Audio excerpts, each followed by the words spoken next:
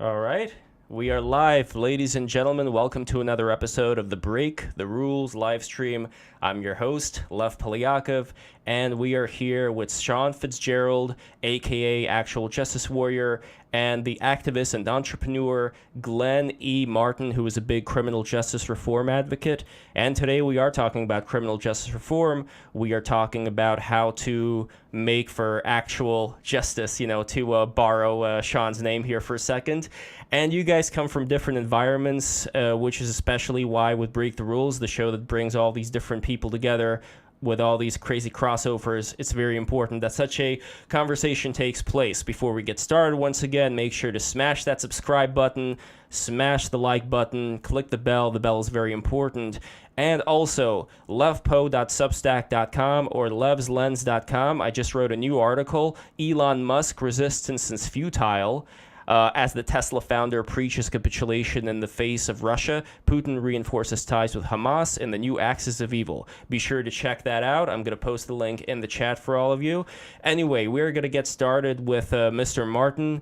You have a very interesting story. You were incarcerated for quite a while, and you are a criminal justice reformer. So please let us know how exactly you came to the views that you hold today. But also the same question that I'm going to ask to Sean is how do you define justice? What is actual justice in your opinion? So let's go for it, and I'm going to bring it over to Sean. Oh, you want me to go first? I thought you were asking No, him. no, first Glenn, then I'm going to bring it over to Oh, Sean. okay. Okay, Yeah. got it. Yeah, you confused me for a second too. Look, I grew up in Brooklyn, New York. Single parent household, couple of brothers. Older brother went into the military, ended up becoming a U.S. Marshal and a federal correction officer at various times. And younger brother and I in and out of jail, and then ultimately in and out of prison. Earned a quality 2-year liberal arts degree while I was in prison, came out, landed at a couple of nonprofits that did criminal justice reform. I was already motivated from the time I spent in prison. I think we lock up some of America's best and brightest. And I think we tell the wrong story about who we lock up. I don't think it's the truth, and about what we do with people when they're locked up. And so I came out motivated, but I was looking for a job like anyone else who's formerly incarcerated, but happened to land at a nonprofit and just learned a lot about how to do criminal justice reform work. And that just has helped shape my views. I think more recently, I've become a bit more sort of diverse in not just in my politics, but also in my views on how to get things done. But we can talk about that during the conversation. Absolutely, Glenn. And to ask you that question about what justice is, I do want to start with you. So, how do you define justice, actual justice? Yeah, I define justice as the collective, the sort of society, um, finding a balance between parsimony, proportionality, and grace. I think that we lie to ourselves about there being good and bad, good and evil, if you will, a defendant and a victim. I think that that polarization of our criminal justice system creates a false narrative about human beings. We all mess up, and we all do good things, and we all do crazy bad things, and we all have the capacity to do both. And I think our criminal justice system is just built to be deliberately adversarial. So for me, that's not justice. Justice is what I mentioned earlier. All right, Sean, you've got the floor. Oh, so I mean, if we're going to start with background, Yeah, I go was for it. also raised in New York, single parent household. Parents were in the military, not the brother. But yeah, as far as where I land on, or how I got to my positions on criminal justice, I studied this in university. I was more in line with a lot of reforms before, but then I realized that a lot of the things proposed and a lot of the promises made were never actually delivered. Like, people said that if you do this, if you go softer in these categories, crime will go down. And then we start to see crime go up. And it's like, hey, like, I'm not against reform overall, but I want to adjust these policies that aren't working. And then you find out from a lot of these activists that they don't care that crime is going up. They just want to tear down the system. So for me, justice is proportional consequences to your actions, and those actions in a criminal context should be actions that create harm against other people. So I'm not about locking up people for using marijuana or even any drug. Like if you're seriously addicted, I don't think we should allow you to just use openly on the street. We should, as a society, figure out a way to help you. But if you aggress upon another person, then you should face consequences that are proportional to that. And as of right now, we try to exchange time for the crime. I'm not sure if that's the exact proportional way that we should be doing it, but it is the system we have now. And until a better alternative is proposed, I don't think you just throw out the baby with the bathwater. So, Glenn, what could be an alternative to what Sean is talking about that could possibly have you guys seeing closer eye to eye here? And what do you think in general about Sean's arguments here dealing with the activists as he did? Yeah, well, to answer your first question, racism aside for a second, I just got back from Hamburg and Norway and saw prisons that operate totally different than in the United States. I do think our system operates the way it does because there's some systemic issues that get in the way of having a system that operates the way systems do in some parts of Europe. But the one thing I saw that costs nothing is to treat people like human beings. Like the correction officers literally said the word human dignity more often than even advocates say it here in the United States. Like they prided themselves on the idea that they treated people like human beings and that those folks are going to return to their communities and they wanted them to return successfully. That's something that just doesn't really exist in our system in any meaningful way. And then with respect to the advocates, I don't know how much pushback you're going to get from me. When I did the work to try to close Rikers, the abolitionists were a much more significant opposition than the politicians. So I have my own critiques of people who are absolutists on anything.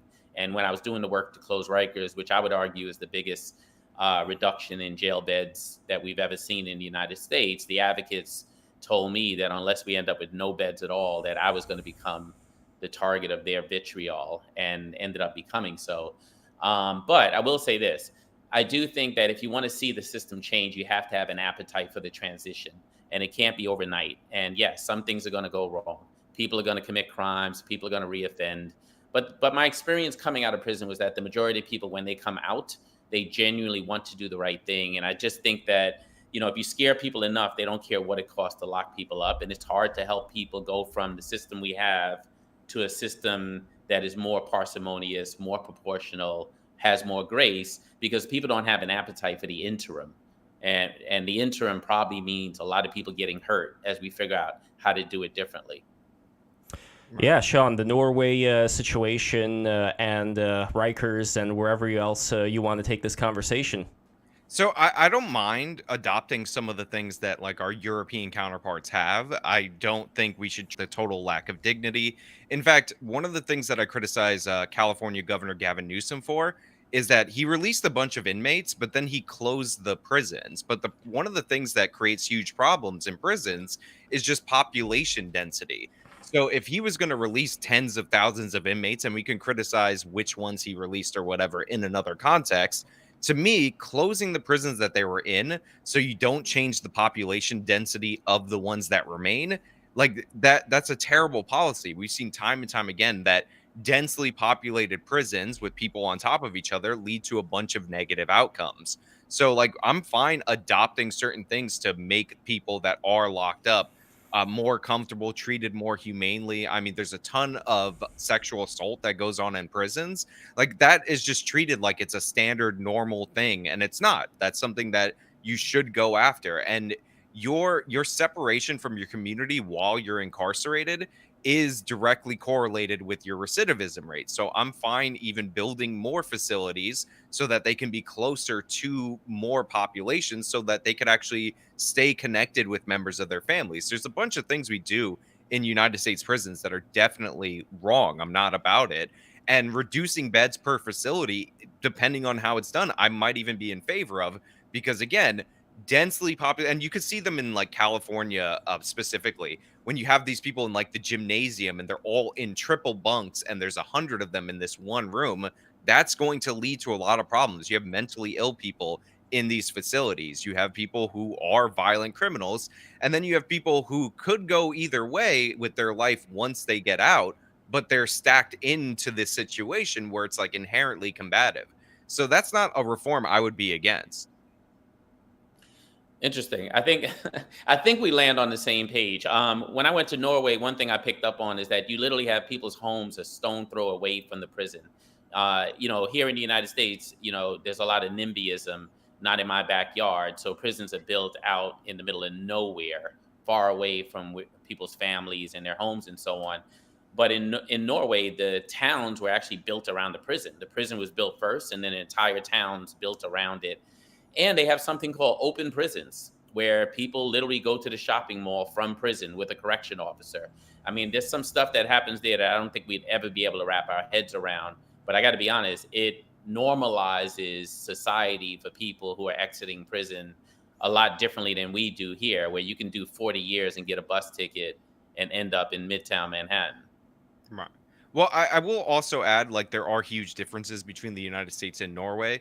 First and foremost, like, if you look at any European country's homicide rate and you compare it to ours, like, they're nowhere even close. I think the closest any European country has ever gotten was Italy at 2.8 per 100,000. And at that point in time, I think the United States was either 5 or 8 times higher. So they do have less violent crime overall, and maybe that's why they have more liberal prison policies. But I'm fine to adopt like certain things that could work in an American context, but I don't think that you could just apply the Norwegian model writ large and it will be perfectly fine. We just have more violent criminals in comparison. I think I agree with you partially. You cannot apply the full model here. I get that. Like we'll be dead and gone by the time we see 20% of what they do in Norway. But it's pretty hard to end up in prison in Norway. So don't lose the fact that if you actually end up in prison, you're not that much different than the population here that's in prison in terms of people with violent crimes and so on. There's a lot of ways to avoid incarceration in places like Hamburg, where putting a human being in a cage is something that Germany tries it to avoid as much as possible. By the time you end up there, you usually have pretty serious charges. But the question there is, what is the situation within Germany when it comes to, for example, the migrant situation, when you have migrants who come from different parts of the world that have a different culture, and now all of a sudden you have these rising cases of, rapes, knife stabbings, things like that. So when I take a look at Norway, for instance, or Sweden, when it comes to, specifically Sweden, when it comes to the bombings that were going on there for a long time in Malmo. And now Sweden has started to do something about the situation where for a long time they didn't, because for a long time it's kind of like when you have, for example, creatures who are not used to human beings, somewhere, and then human beings are introduced, they're not going to know that they have to run away. So they're going to be a little bit more permissive. And then the question is, when it comes to a high trust society like Norway or like Sweden, where now you're introducing a lot of criminal elements, would that system that they have set up for a long time necessarily work if there's going to be too many people who are not going to be, following the same social contract? Yeah. So, it was clear when I was in Europe touring that the term immigrant, like immigrant is the new black. Like it was clear that here in the United States, where people would say black people are criminals, like there was a lot of what you just described. Like, oh, we have all these immigrants and they're committing crime. I want to be clear, like in my experience, and the data proves that crime is usually situational. And so, let's have a conversation about immigrants in the United States. Think of gangs of New York, like Black and brown immigrants, which are the ones that tend to be the high number of immigrants these days. The behaviors that you're seeing from them, if you want to define them as criminal, we've seen it before. We've seen it before, except our exponential growth in our prison system in the United States started about 5 decades ago. And we made a very deliberate decision when we opened up the doors for Black and brown people in other areas, that this was a way to still control that population of people. I just think that if you look at the timing, Civil Rights Act, boom, increase in incarceration, crack epidemic, further increase in incarceration, more 700% increase in women getting locked up lately. I mean, there's some places in our criminal justice system where we've had some wins, and I think the advocates, particularly the progressives, don't spend enough time pointing to those wins and figuring out how to do more of what works and less of what doesn't. I actually agree with what you said earlier, that some of them are just like, I don't care if crime's going up, which I think is disgusting because it's black and brown people that have to deal with those increases in crime. But I just want to make sure in this conversation, at least for me, I don't want to attach criminality to skin color, because I think Not skin color. I'll give you this quick example before Sean speaks on this. Not skin color, culture. Not skin color, culture. That's for me the main thing here. You take a look at Israel, for example. There are people who are brown, much browner than some of the Palestinians who are fighting in the Israeli Defense Forces. Culture, not skin color. But anyway, Sean, let me know what you think. Yeah, so I mean, I would say your timing's a bit off because from the 60s to the late 70s, prison population as a percentage of our population went down. It didn't go up. And this is when we adopted a lot of like reformist kind of mindset that we see currently being redredged right now, where the focus was on poverty. This is why we had the war on poverty. When we focused on the idea that criminals are victims of circumstances and not perpetrators. I think by 1979, the average sentence that you would get for a homicide, which includes, to be fair, not just like top of the line murder, but all the way through the manslaughter charges, was a little over 5 years. The average sentence that you would get for a rape was around 3 years. So we tried this strategy before, but this also coincided with a great like spike in crime. So then we started incarcerating people in the 80s. It ramped up again to an additional fold in the 90s, and in the mid 90s we saw a fever break. So I know a lot of people are very critical about like mass incarceration, but in the context in which these policies were instituted, we had significantly higher crime than even right now. And right now we're seeing a little bit of a crime peak. And I don't like when people try to dismiss this by comparing it to like the 90s or the 80s. But in context, it just isn't as bad as the 90s and the 80s when a lot of these tough on crime policies were instituted. That doesn't mean that they're all justified, but it means that there is a reason behind that. I don't know if we're fully disagreeing here. So I said the last 50 years. I can point to different points during those 50 years where things spiked more than other years in those 50 years. But I also think, again, this heavy distinction you're making between victims and offenders, that line is not as thick in the communities I come from. Like, I guarantee you, I've probably been the victim of crime way more often than you have. And I just think that, when you're a victim of crime and you don't receive the same sort of supports and investments as other victims, worthy victims, sometimes that behavior translates into offending behavior. And I just think that until we dig a little bit deeper and stop making the full bifurcation, we're not going to come up with creative solutions. I mean, look at me now. I own 90 properties. I've given away about 200 grand in philanthropy in the last year or so. Like, those things could have happened for me years ago. I pay more taxes than most people I know. Those things could have happened before I went to prison. Like, my high school counselor didn't need to tell me, hey, Glenn, your family's broke. You're never going to go to college. You should go to Kentucky Fried Chicken and get a job. It was somebody in prison who actually said to me, wow, your grades look amazing. You should go to college. And I ended up learning Russian literature and upper English lit and coming out and sort of paving the way to something different. All I'm saying is that if it's too black and white, then I think actually we just keep doing what we've been doing, hoping to get a different outcome. And I just don't think we're achieving the public safety that makes it worth, for instance, on Rikers Island, spending $556,000 per bed per year. Well, again, I was just addressing the idea that the civil rights gains coincide with mass incarceration. That's actually not true. The civil rights legislation that passed in the 60s, like that coincided with the softening of the criminal justice system up until around the 80s. Like, that's all I was specifically addressing. I don't think it's this one-to-one as you portrayed it earlier. Do you guys still disagree on that? Glenn, would you say that Sean is correct on this? Or if not, why not? I mean, I would ask Sean to take a look at the Attica Rebellion and ask himself, like, what was going on around that time for Black and brown communities. I think that if you look at America writ large, there's probably a conversation about the civil rights era paving the way to opportunity for people of color. And in many ways it did. But there were other things that were happening at the same time that obviously didn't happen in a year or two, but happened over a decade or two that I think has led to opening the doors wider to black and brown people ending up in our criminal justice system. I just think the outcomes, it's not that everyone in the system is racist, it's that the system itself is systemically racist. Who has a lawyer, who doesn't? Who gets probation, who doesn't? Who gets a great pre-sentencing report, who doesn't? Who gets into a shock incarceration program to get out early, who doesn't? Who gets in front of a judge who looks at a defendant and says, that guy looks like my kid, I'm going to give him a shot, versus that guy looks like the guy who burglarized my house when I was young, I'm not giving him a shot. Like, that exists in the system, whether we like it or not. It just does.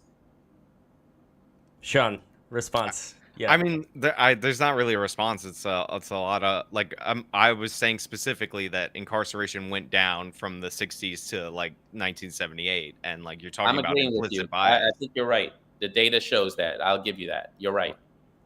But yeah, All right. and Well, then moving. Yeah. that coincided with a dramatic crime increase. And again, like one of the things I like to point to is victimization surveys or point to homicide statistics, because this is the most solid data. Like people should know that uniform crime reports are interesting, but that's like crimes that are reported, and a lot of communities don't report crimes, which is why we send out these victimization surveys. So like the increase was real. It did happen. I'm saying that the incarceration as a solution was a response to that increase. Yeah, and I just think it was a poor response. Well, what would be I mean, the alternative here? When I was at Rikers, there were 22,000 people there. When I started the campaign to shut down Rikers, there were 11,500. Before COVID, we got down to about 4,800. During COVID, we got down to 3,500. There was not a drastic change in public safety during those times. The fact of the matter is, I'm just saying that incarceration as a response to crime is just a really poor response, except for places where we have no alternatives to getting people to desist from criminal behavior. I just think there's a lot of people. I met a lot of people in prison who frankly didn't belong there. I met some people who absolutely belonged there. But I met a lot of people where I knew we were just wasting a whole lot of money. But then the question is the ratio. When we're talking about the sheer amount of people who would belong to prison, when we talk about instituting policies that would also make it easier for them to avoid prison, then, like we talked before, I completely feel horrible for the people who end up being victims of the system that have not committed any crime. But for the people who have, what's the alternative method given the people that we have right now who deal with these issues? Like, Sean, curious what you think. Well, I just want to point out that, you know, during COVID, like 2020, New York City saw a 47% increase in homicide. Like there was a dramatic jump in crime in New York City. It's undeniable. It jumped the highest since I believe 2008. Like you could check it and all that in terms of raw numbers, but we went from about 300-ish murders a year to 488 in a single year, and we're now in and around the 400 level. Now, whether that has to do specifically with reductions in people at Rikers Island, nobody can say for sure, because Rikers Island is just one jail. It's a huge jail in the city of New York, but there are policies, in my opinion, that were passed at the statewide level, like bail reform, that clearly like lead to this increase in crime. Like retail theft, just to bring another category into it, is up 77% since 2019. Like, and it's specifically in retail stores. And part of the reason why is you arrest somebody, and they have to be released on that. They can't be held no matter how many times they reoffend, because of statewide bail reform law. And there's other things that play into it as well, like raise the age. And a lot of these have consequences. And I'm not saying if a guy steals a $2 bottle of deodorant, I don't want to spend $500,000. That's all I'm saying. Well, this is like how long are you going to keep him locked up so that he doesn't steal another one? He's going to keep doing it. Every single time you let him out, he's going to do it until you get to the root of the problem, and it's just not going to happen at Rikers. Well, this is like you know, where games get played with the numbers. So Rikers Island had a budget. That budget used to be, according to you, spread out over 20,000 inmates. However, they reduced the population by half, and then they reduced that from 11,000. You said when you got to the point of about 3,500, and now you're like, wow, look at how much they're spending per inmate. It's, well, you wanted them to reduce the population, and now you're throwing that ratio of what their budget was at the per inmate against them even though that was like No, no, your no, specific no. goal. That's oversimplifying my analysis of the situation because I actually think that if you build, I actually think the whole thing should shut down. If you build a jail next to an airport, you screwed up right from the beginning because you can't architecturally build a jail the way you need to keep officers or inmates safe. So my analysis of why Rikers shouldn't be open goes deeper and just reducing the population. Yes, you're running an island. You shouldn't be running an island with a bakery and with a laundry and everything else, with one way on and one way off and there's just everything about the model is terrible. But what particularly bothers me about it is that it is a piece of land that was purchased from a guy who used to capture young black men and send them back to the slave-holding South, Richard Riker, and that since then, literally from that poisonous seed, there's nothing good that's ever come from Rikers. I went to Rikers at 16 years old with $1,500 bail and got stabbed 3 times in my neck and my back before I went back to see a judge who was trying to teach me a lesson. And so when you talk about raise the age being problematic, I wish raise the age was in effect because I wouldn't have went to Rikers with $1,500 bail when I was 16 and learned that this is what New Yorkers have for 16-year-olds and decide that when I go back to Rikers, I'm going to be the toughest guy there. And instead of being like, you have 2 choices, predator or prey. That's the problem I have with places. Like when you talk about sending children to prison, you really don't give them much choices. So the second time I went, I was like, I'm not going to be prey. I'm going to be the predator. And places like Rikers are just built to foster those kinds of outcomes. So I don't think we're saying anything different. You're right. You could spend $500,000 if you get amazing outcomes as far as I'm concerned. That's not why I'm making the argument about cost. But if you're going to say that a guy shoplifting should probably spend more time at Rikers, I just want you to know Well, it's gonna not cost you just a lot of it's money. not just for a shoplifting incident, but when we have right now 327 people, anybody could look this up, that are responsible for 30% of the retail theft arrests. It's over 6,000 arrests a year. The same people. I'm not saying you steal a candy bar, we throw you in Rikers Island, but if you do it 50 times, we can't just keep releasing you. But Like if you do it at 50 times, shame on us because we I, haven't figured out how to solve that. I figured out how to solve it. You prosecute retail theft seriously. Like you No, you can't give let the guy, this keep no. happening. You'd have a better outcome if you gave the guy $50,000. Actually, No, absolutely not. Like, you I'm not would, going to reward people who are stealing. That just incentivizes more people to steal. and then you still pay for it though. You're going to pay for it Yeah, regardless. but I'm trying to deter that from happening, like How's in that the working future. for you? How's that working for you? It used to work when we had 77% less retail theft. No, what happened is that guy who kept going back to prison and staying locked up ended up escalating his criminal behavior, and then you end up paying for it. Yeah, so anyway, these guys keep getting out and they're stealing the same day because a lot of times they don't even process them. They just release them after they do the fingerprinting in the station It's and they I steal agree. again from I another agree. store. I agree. That's what's happening. I agree that that's what's happening. The only place where we're disagreeing is what should happen when they have him in custody, him or her. I just think we need a better outcome. Like you closed half of Kings County in Brooklyn. Like use that land to do something different with. Create like put people in mental health. Put Well, people like here's a quick example. So, not that I agree with this system being applied to the United States, but just as an example here, you have Bukele, who is in El Salvador, who is their new leader there. What he did was that he went after everybody who had tattoos. And usually the people who have tattoos in El Salvador are gang members. Now, if the reality is that the level of competence of the police there, the level of intelligence of the police is such that they're not going to be able to distinguish somebody with, gang tattoos versus somebody, just says, I love mom or something, then you're going to have people who suffer, who are innocent. But then the question is, can we compare that to, I know, Sean, like, what are the statistics if you were looking at those statistics about El Salvador and their crime rate? So El Salvador is like a completely different animal. They had a much more dramatic problem and hence the more dramatic solution. That being said, it's a bit more sophisticated than going after tattoos. I mean, they were wiretapping people with gang related communications. And like this is in the context of them actually being the most dangerous place in the world. Like they had the highest homicide rate in the world. The gangs were basically running the government. They had an issue where 70% of their businesses were being extorted by gangs, where they had enough money to pay each gang member I think double the agricultural wage, the minimum wage in El Salvador, just from what they were extorting in like petty $10, $20 extortions from small businesses. So Bukele came into power and he was actually negotiating with the gangs. But what they ended up doing was they would reduce violence and ramp it up in order to get more concessions. So they had essentially what was a terrorist attack in their capital, where I believe 77 people were murdered over the course of a weekend.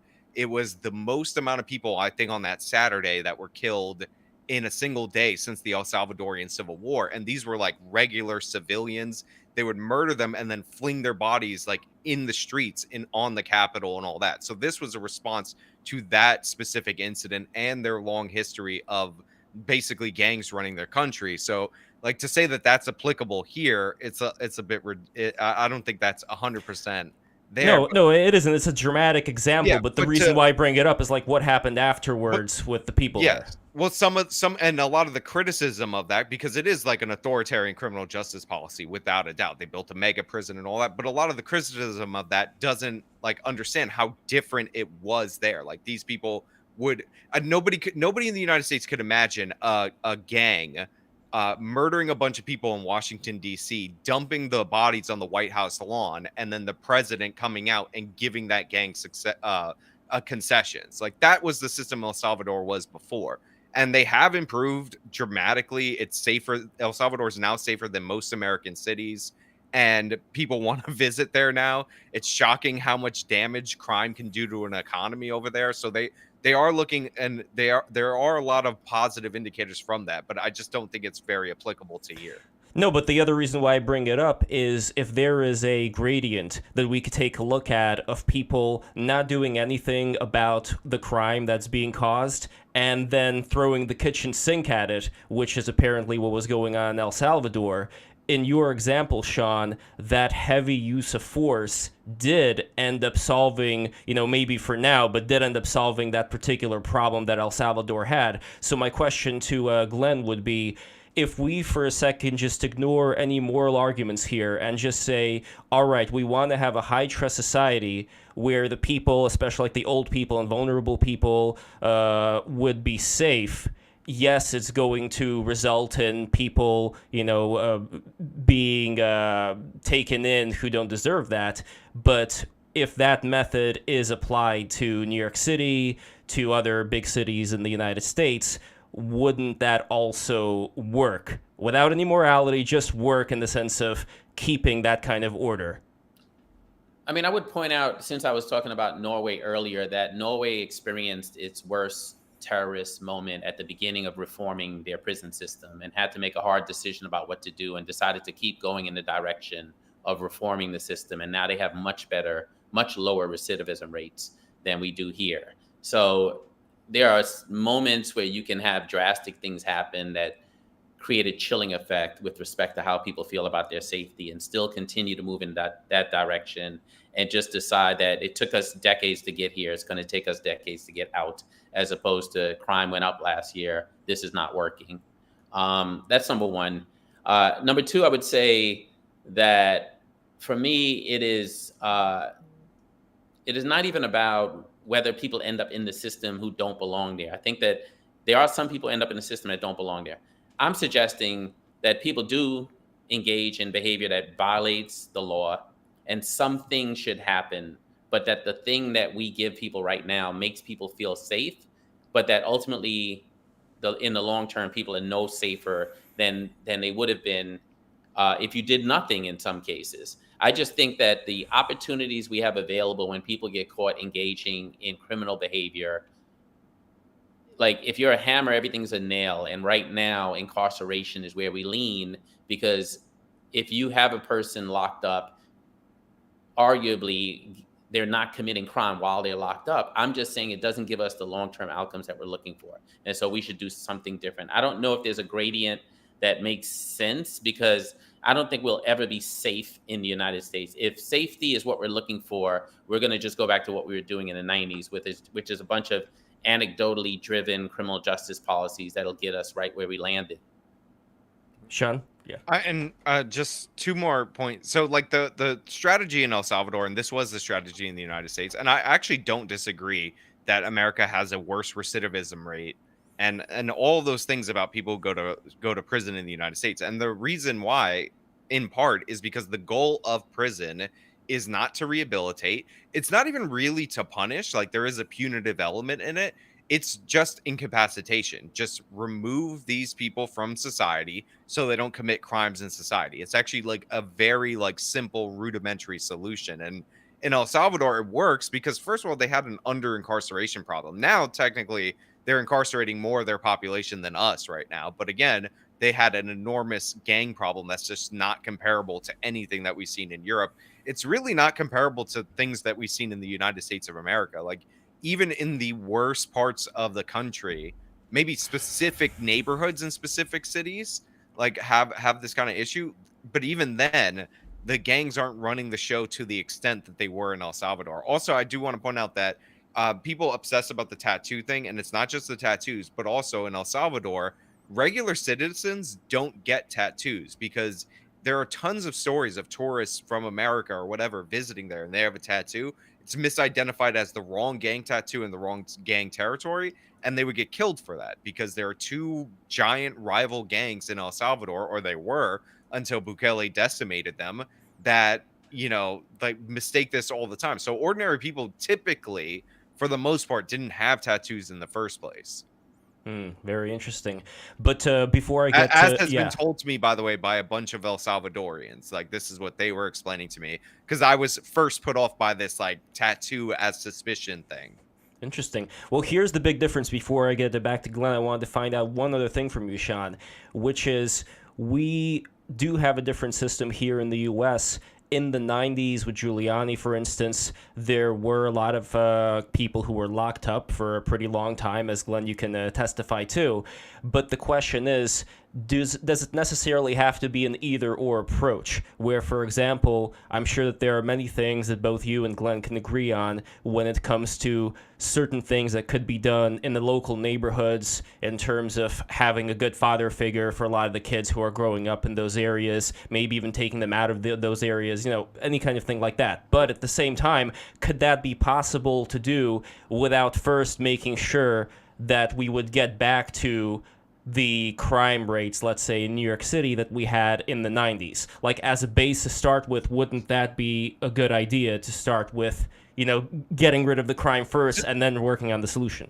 I'm pretty optimistic that a good portion, maybe not all, but a good portion of the higher rates of violent crime that we saw throughout the 80s and 90s were due to atmospheric lead amounts, like lead in the gasoline. So I'm actually hoping that there is never a point in America where we will get to the 90s and all that, because there was just way more lead in the air, and like we could see the results on lead exposure to young people. So I hope, I know this is just maybe optimism, because some places have passed their 90s points, which have way worse policy. New York's not even close to where it was. There's like a cutoff, there's a cap to what we can go back to. But I don't think that is my number one concern until we get closer to that point. But in terms of the policies of Giuliani, a lot of them did work. But I will say I want the focus to be put on violent and or repeat offenders. Like, so I agree. I don't want to send somebody on their first offense, it's like a petty theft or whatever, to prison. I would like some alternatives. And one of the other things that I think we probably need to spend a lot of money on, and when I say probably, I mean definitely, is mental health care, because we do have a lot of homeless people that are suffering from mental illnesses, and a lot of them keep repeat offending, and then they get sent to jail. And like any like nerd or scientist or psychiatrist or whatever will tell you that the environment of a jail, even though a lot of them are retrofitted to be like mental health hospitals, is like the worst thing that you can put for the many conditions that people live in. So I think we should open up the asylums again. Like, obviously there were abuses in the asylums, but just dumping these people off the streets didn't make any sense. And we have to change the standard from a danger to yourself or others, which only typically is enforceable after you committed a crime or after you try to harm yourself, to something in between that and the old standard, which was an inability to take care of yourself. So yeah, we do have to care for a lot of people. I'm fine with alternatives for repeat offenders. I'm fine with even spreading inmates out that are like the worst of the worst so that they have a more comfortable existence in incarceration, because it is true that 90% of the people that you send to prison are going to come out one day. Like, they're not going to stay there forever. So you want to have the best possible chance for them to not repeat offend, but I still agree with incapacitating people that are repeat offenders. Before Glenn responds, just want to say once again, be sure to subscribe, add the like, add the bell, and also we are taking super chats towards the end, so be sure to send those super chats here. So Glenn, yeah, any thoughts on what Sean said? Sure. I think I agree with most of it. I want to go back a statement or two where he said that prison is mostly about incapacitation and not punishment. That's not my experience. When I ended up at Attica Correctional Facility, the correctional officer looked me in the face and said, "You see that tree up there on that mountain? My grandfather planted that tree. This is my land. You can decide how you want to leave here, on your feet or in a pine box. I really don't give a F." And then everything stemmed from there. And it was terrible. And you could behave and do all the right things and still get really harmed in prison by correction officers who have a ton of autonomy around how they treat people who are in prison. And if you look at the Stanford experiment, maybe it'll get you to better understand what I'm pointing to. But it was actually pretty punitive, beyond just like, I'm here to do my time. To be clear, I'm not saying it's not punitive. I'm saying the primary objective is just to incapacitate. Like, if you read James Q. Wilson's like writings on this and like his case for mass incarceration, it's very much like he's like, let's mechanically lower the crime rate by putting by removing these people from society so that they can't commit crime in society. Yeah, noted. Like, everything else is a secondary consequence of that. Noted. Mental health. We have made it impossible to run community-based mental health facilities. Like, we changed the law to get rid of the large asylums that were very abusive. And unfortunately, Kennedy died before we put anything in its place. And right now, if you're running a facility of more than 14 beds, you can't apply for federal funding, and you can't run a facility with less than 14 beds. Like, it's an economy of scale. So we're in a position where it's really difficult to build anything community-based. And you're right, we've retrofitted our jails and prisons to be surrogate mental health facilities, except for wealthy people. There are institutions for wealthy. If you can afford it, you can find a place to send your family member. So I agree, creating more community-based options. I don't know if I want to see what we had before, and I don't think that's what you're saying, but I do think we should change the IMD exclusion to open up the door to more community-based facilities. I would say, in response to what else you've said, let me think, what did I miss here? Violent crimes, mental health. I agree that people with the most serious crimes, because we don't have any other solutions right now, even if it's mental health related, they need to be taken out of society until they're no longer a harm to themselves or others. And I would say that the ACLU is totally wrong on getting in the way of institutionalizing people who we know might engage in violent behavior, because we have enough evidence of it. I'll never be that woke, that's for sure. So I think we can agree there that the Bazelon Center and ACLU and others they have the luxury and the privilege of being able to say we shouldn't lock people up or incapacitate them based on mental health. I think that for the safety of society, we should be able to do that. So I think we agree there too. So surprisingly, I think I agree on most of what you just said. Can I ask you a question, Glenn? Yeah. So you've been through the system. You're successful now. So there's some like rehabilitation from like past behavior. I just want to ask, because one of the, like, I think everybody's actually in favor of rehabilitation when you break down what it is, which is violent person, criminal person, go somewhere and then they come back productive member of society. It's just we don't know how to do that. Yeah. Like, what is your story, or like how you got from A to B? Is it the education program that you went through, or something before, or even something from within you that inspired like the change? Yeah, I appreciate the question. I'd say it's a few things. One is the education program, but not as a credential and a tool to get a job, but as a way of repositioning yourself in society. Like, I got turned down for 50 jobs in 30 days when I came home. But after an education that helped me understand religion, sociology, psychology, all those sorts of things. I just felt like I was a different person. I felt like I was here for a different reason and I had something larger to accomplish. And if someone didn't hire me because of a felony conviction, they were missing out. And clearly they were in the long term. So the education, and then also the camaraderie and the things that happen when you're at school, right? Like, I didn't want to go to school in prison, but you got to admit, like, you make friends in a way that you wouldn't otherwise when you're at an academic institution. And sometimes those friendships become a network that feels different than the one you had before and becomes a network you take with you for the rest of your life. So I still talk to a lot of the guys I went to college with, even if it was in prison. Second thing I would say is money. I just want to be clear. Like, money was a game changer. I grew up poor. Like, it's one thing to be poor. I've been to Mumbai, India. I've seen people poor and really happy. It's another thing to be poor here in the United States, where your value is closely tethered to material things. And so if you're stark poor in the United States and you're being told every day, bombarded with the idea that if you don't own stuff, you're not worth anything, then you're trying to do everything you can to extricate yourself from poverty. That's what drove me the whole time.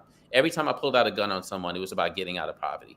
I don't care what anyone says. Like, I still have moments where something goes wrong in my business and I get into a poverty mindset. Oh my God, you're going to be poor. When I know I'll never be poor again. Like, I have way too many people in my phone to be poor ever again. And at the same time, that has not gone away. The idea of being poor in the United States is scary as hell. And I think I was doing everything I can to run from that. And now that has changed. I have security. And then lastly, I would say, I just want to be clear. Like, I'm so far away from poverty, like the network I have around me. Like, when I think of when I was poor, there was no one to pick up the phone and call and say, I need help. I need support. I need a lawyer. I need insurance. I can do all those things now. I have a network around me in a way that I never would have during poverty. So I don't know if that answers your questions, but those No, are it does. I just want to know. So you're like you wanted to own things. Is that like property or like certain, like I wanted security. I wanted the idea of never, like, it's funny because now that I have enough money to buy anything, I really don't want anything. That's the Right. that's the interesting part. I got a nice car, but beyond that, I live in a 530 square foot apartment like most other crazy New Yorkers that I paid way too much money for.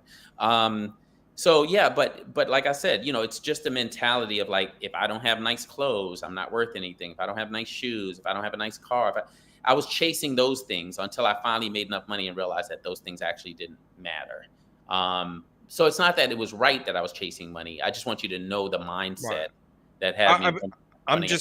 I'm just curious because like a lot of like Asian Americans, for like example, like, and you mentioned Indian specifically, like they grow up poor, but like the way that they put that drive is to go into education and whatnot in order to make money. Like I don't like to use the term poor for me because I feel like it understates the position that I grew, or it overstates the position that I grew up in, because my mom worked really hard. We had to move in with relatives when she didn't have it, when she was broke, and she had to go to school and all that. That's what she went to the army for.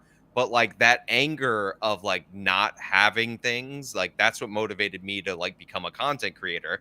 And you're right, like and I'm not nearly as successful as you are, but once you be like hit a point where you feel comfortable, you realize you're like, why was I so pissed off all that time? Like, I like mean, why did I feel like I had to constantly do that? And you get, like little shocks Mhm. here and there that make you like, it keeps you motivated and all that. But I'm just curious if it was like something that redirected that motivation, or you think it's something like from within you, or just, um, and my other question about the education program is that, did you have to meet like a minimum behavior requirement while in prison in order to get into that program first? yeah, you wouldn't get anywhere near the college program if you weren't doing the right thing. Like, if you have tickets, you couldn't get in. But I will say this, just so you hear it. You said that, you know, uh, punishment wasn't the primary, and I pushed back. The reason I pushed back is that if a correction officer wanted to make sure you didn't end up in the college program, they'd show up at your cell with a razor blade and say they found it in your plant. Right. So I just want to be clear, like, there are people who didn't get in because of their behavior, and then there are people who didn't get in because they have a record in there for something they might not have even done. Just want to make that clear. So Right. and then the other side of, I mean, I went to Mumbai and saw poverty and was like, why have I ever complained about being poor? Like, you have an air conditioner sticking out the window. You're not exactly poor. And so, yes, but so it's a combination of how we define poor here in the United States, but also how we define worth. Like that's just the other side of it that I couldn't shake loose until I really saw what poverty looked like in another country. That was really helpful for me to like change my perspective by visiting places outside of the US. And then I'd say the light bulb just sort of went off when I felt safe. Like I can buy safety now. Right. Like my car is registered to my business, and therefore the police just don't mess with me. When they run my plates, they're like, "Oh, he owns a business, leave him alone." Like there's just little things that are in my life now that make me feel safer. Where I realized that having resources was really about ultimately, at least for now, for me, safety and not, value, self-worth. Right. Mm. Security. Well, I have the following question then to pick up on this. When it comes to the people who were around you in prison who did not follow your path, would you also say that for whether it's police, whether it's people who would say, like we should put them in prison to keep them away from us, that there is a valid reason why they would be scared of the people who would not be like you and the people who would just like keep on being very violent and agitated, and if you like look at them the wrong way, then they could throw a haymaker your way. Like, you would say that that is a legitimate concern that people have. And then the question to follow up on that is, at what age, in your experience, would you say that starts solidifying, not for, let's say, the exceptions, but for the majority, as far as like, is it 6 years old, 7 years old, so on and so forth? Yeah, to answer the first part of your question, I mean, I lived in Harlem for about 16 years now. I'd say for about 12 of those years, I didn't even lock my door. Anyone could have walked into my apartment for 12 of those years. When COVID happened, when crime went up, when violent crime went up, I started locking my door. Like, I'm not an idiot. Like, there's people out there that commit violent crime, and it is hard to get them to desist from that behavior. But I will say this about prison, and again, I don't know how this lands for you, if you guys already know this and it doesn't matter, or if you're hearing it for the first time, but everything you do to survive in prison are the things that will allow you to fail in society. You don't get a chance to show your emotions. You don't get a chance to process the behavior you engaged in. You don't talk about the crime. Like, there's so many things about prison that are antithetical to you never doing it again, just for you to survive. Like, literally, survival in prison requires you to not process the behavior that you engaged in. So that's part of the trouble I have with the idea that incarceration is going to get us out of it. At the same time, I understand there are people who need to be incapacitated, and we don't have a better opportunity to deal with it right now. And prison is what it is. Like, I've definitely landed there. I don't think I understood the second part of your question. Sure. So when it comes to the age of somebody who, let's say, grew up in a troubled home, maybe didn't have a father figure around, at what age would you say the experiences, on average, not saying the exceptions, at what age would you say the experiences of that sort end up solidifying a particular mentality within young people? Wow, that's an interesting question. I would say for me, going from a child to becoming a man was the moment where whatever the streets taught me became who I am for a really long time. And the human brain doesn't fully develop till 24, right? So all sort of stimuli that comes in before then are part of what shapes us into who we end up being. Luckily, people desist from criminal behavior in their mid to late 30s because they have less of an appetite for risk and they don't want to lose more years of their life. And I think that we forget that there's an opportunity around that time. But I do believe that when you're going from a child to an adult, particularly your teenage years, you're really impressionable, and whatever happens there stays with you. Although I think there's research that shows that children who experience rape and sexual abuse and beatings and so on as young as 6 and 7 turn out to engage in criminal behavior as adults. And then the last thing I'd say is I got some colleagues now where I'll say something to them, it'll be triggering in a way that'll sort of shock the hell out of me. And it'll be because I said something that lent it to, like right now, I'm doing some crisis management with a nonprofit where like a board member yelled at an executive director, a person who makes almost 200 grand a year, is poised, has a law degree, everything else. And this guy has totally lost it because his dad used to yell at his mother and beat his mother. And that stuff is still with him. And everything else about him, you'd be like, oh, his stuff is pretty well put together. So back to Sean, where would you personally draw the line when it comes to, we were talking before about people who end up robbing stores on a very increased basis now. Where would you say, okay, now we have to start bringing in more police, we have to start making all these arrests when it comes to not even like the violent crimes that I think both of you guys agree on here, but about those, second order things that are nevertheless affecting society right now? Right. Well, I just want to double up on this point that he made about your brain not being fully developed till you're 24, 25.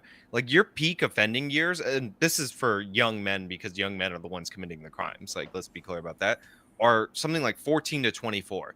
If you can, if you can get a young man through that time period without, without going to prison or anything like that. But again, like, if they're committing crimes, I still want to like serious crimes. I still want them to go to prison or jail or whatever, then they're going to be fine. Like the chances of somebody starting criminal activity at age 28 or 29 extremely low. So like that is an important period of time where you want to get them like focused on education, you want to get them into a university or a trade program or something like that. But as far as the cutoff, I think if somebody shows a propensity to reoffend, which is, they keep committing the same crime. And by the way, these crimes escalate. Like there's a bunch of these people that are committing petty shoplifting and nobody's actually tried to deter them in a store. Then they get confronted by a security guard and then all of a sudden they stab, shoot or whatever, kill that security guard. Like this has happened a lot. So like, not a lot proportional to theft, but like this, like I've covered many cases about this. So you want to get them off before you want to get them out off the streets before they commit that escalated level of crime, because if there's no consequences for behavior, then that behavior is going to continue. If you're doing something for an instant gratification and there's no deterrent, then that's just going to keep happening. Now, as far as prisons being punishment, yes, they are incredibly punitive, but I'm just saying as a like structured goal of why we put people in prison in the most rudimentary way, that number one goal is incapacitation. Now, guards are horrible. Stanford Prison Experiment is real. 100% of people abused their power in that when they had absolute power over it. Not 99%, 100%. So yeah, they are definitely punitive. There definitely are bad corrections officers.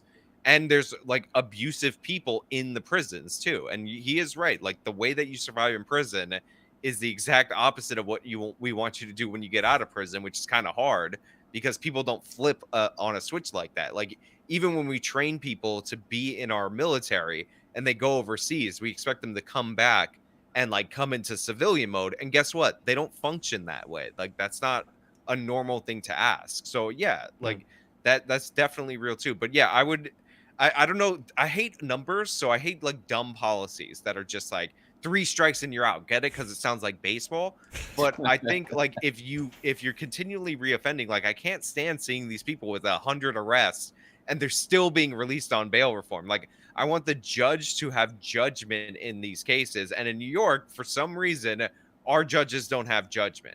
And by the way, judges aren't perfect either, but like I just want some judgment. Even if we had a reform that was similar to New Jersey, where they use an algorithm to give a score and then the judge makes it a judgment based on that, I think that would be better than our system in New York State right now, where we list these crimes and say no matter how many times you reoffend, we're not going to hold you pre-trial. Like I think that's just dumb. I don't know if I'm going to argue against that. I think that bail reform needed to be tweaked after the first iteration of it. But I don't think you go from nothing's working to prison, because I think even swift and certain punishment would be better than going from nothing to prison. I agree. People doing the same thing over and over is annoying and will escalate. I escalated. I went from shoplifting to sticking people up in the street to sticking up stores to sticking up the Javits Convention Center to robbing jewelry stores. It just got worse and worse. It just kept escalating. But the intervention did not have to be prison. The truth is, by the time I got to Rikers, like for real, I was like, oh, wow, I don't need too much of this to realize that I'm going to chill out. But to me, the college opportunity could have happened so much, when I was so much younger, that I think it would have saved everybody a ton of money and a ton of heartache. Well, when we're talking about that old example of when you're a hammer, everything is a nail, what exactly is required for people to do good and to help people who are in your situation out, as opposed to, going into hammer time? Because Yeah. something you're saying right now is something I think about when it comes to, if only we were all psychic and could read each other's minds, then we can figure out a way out of this mess. But the problem is that most people are not going to be that bright, both like the offenders and those punishing the offenders. And so we have to, unfortunately, look at the horrible choices in front of us and pick the one that's going to result in the good enough of a deterrent to stop a lot of these crimes from occurring. So while ideally, yes, if only we had, really smart people that were within our institutions that can figure these things out, that would be great. But so far, I'm seeing on one hand like an activist class that's trying to get as many people out of prison regardless of what's going on, and then on the other hand, people who just want to, drop the hammer down. And I'm thinking, okay, well, which one is going to result in my grandma or somebody like that, walking down the street and being safe? Yeah. I just want to jump like real quick because you mentioned deterrence. Like, Yeah. we love to think that we're deterring people, and like I've said deterrence throughout this because it can work to a certain degree, but it has to be a swift and certain punishment like that you feel like you're gonna face if you commit a crime in order to actually have deterrence. Like, most people when they commit a crime think they're not going to get caught, so like the deterrence factor doesn't happen. So again, even though we like to say this long sentence is for a deterrence purpose, Yeah, it doesn't like work. we're literally, just go back to Wilson's writings. Even that is like nonsense. We're just trying to house people away. Like, that's like the only strategy, and it's really dumb. But like sometimes dumb strategies can work to a certain extent. But like deterrence is like, Well, it's not. is it's there not is there really something that we can do to encourage the kind of deterrence that does work, or does my point still stand about people in general being so dumb that they're either going to go for, putting all the problems in the closet or releasing all the problems and not having like any kind I of don't know if this is. I'll definitely let Glenn answer in a second, but I don't know if this is deterrence related. But one of the things that we did in the '90s, and this was just punitive, was Bill Clinton signed a piece of legislation that made Pell Grants not available if you're in prison. And the idea was, why should these prisoners go get free college if or discounted college if people have to pay for it on the outside? Look, it's a Pell Grant. They're like now valued at $5,000. Back then, they were valued at like $3,000 or something like that. This is not a big deal. Like, I would be totally fine with reinstituting that so that people can go and get an education on the cheap. In fact, I recommend, if you're out there in the world, then go to your state schools, go to your city schools. Like, I got an education from CUNY, and I'm not in crippling horrible debt because of it. And I recommend other people do the same. But I would reverse that. The good news is we got it reversed 2 years ago. Oh, so that was a win. I did a lot of work with Dallas Pell, the daughter of Senator Claiborne Pell, to do that. Even though I didn't benefit from it, I came the year after. But this wealthy philanthropist paid me to go to college, thanks to him. But I realized it was such a win for me that I wanted to open it up for other people. It took us 2 decades to get it done, but we got it done. So back to this conversation, the question that you asked about not having other solutions, I really would urge your listeners to think about what is the distinct, like, I live in a city where you cross a street and safety increases exponentially. Like, you get to certain streets in New York City and you cross into another neighborhood and you get totally different outcomes. So yeah, right now it feels like prison is all we have for people who don't do the right thing.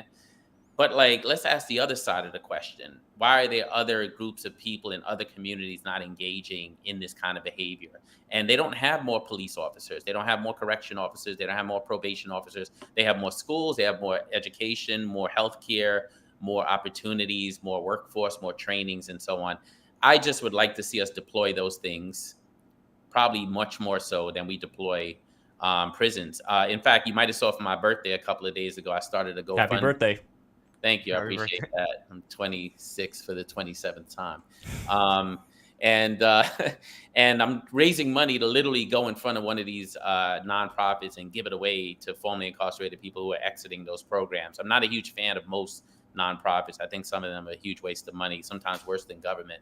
But I do believe in giving people cash. I actually believe it can be a game changer. There could be at least one person leaving one of those reentry programs that's so broke that he will commit a crime when he or she gets on the train that day. And if me handing them $100 is going to change that, to me, that's got to be as good as waiting for him to commit that crime and sending him or her to Rikers. So yeah, I just think that we have to explore solutions that feel different than what we're doing now for the majority of people who end up in the system, and give it a chance. Like, give it a chance to have a different outcome than what we have now. Although I know, again, when people are scared, they just have a hard time with the idea that people are going to get hurt in the interim. But you know what? There's never going to be a criminal justice system that works to the point where no one gets hurt. Right. Yeah, and I would say, like, even though I try to cover in terms of crime stories that are impacts of direct policy. So, like, not just like any random story, because a lot of people will look at like the news media, find a single instance of like the most horrific crime, but that could be indicative. Like, the worst crime that could ever happen in your city can happen in a year where your city's at a 20-year low for criminality. So, like, I think it is important to contextualize this. And like, New York City is still, even though crime has gone up a lot, the safest big city in the United States of America. Like, Yeah. like, whether you like them or not, the reforms and policies of the 90s did turn this city around to a certain extent. Something happened in this city, because we went from on par with Chicago to now like 6 times less in terms of homicide rate. Like, it's actually insane. They have more than double the murders in Chicago than we have in the city of New York, and they have a third of the population. Like, so there's definitely some policies that are what you call it, that did have an impact. But yeah, you can go overboard. People can panic too quickly. I like the idea of waiting a little bit. Like, if murder would have spiked like 5% or 10% in the city of New York post these reforms, I would have been like, that is a normal variance that like can happen year to year. We have a city of 8.5 million. The reason I'm concerned is because it's the largest spike in history, and like, you have a whole bunch of factors, including, by the way, something that's not related to policy specifically, which is just a bunch of officers went into retirement because they thought the climate for law enforcement wasn't good. So like, you would have these beat cops that are just removed from law, and this is a nationwide issue.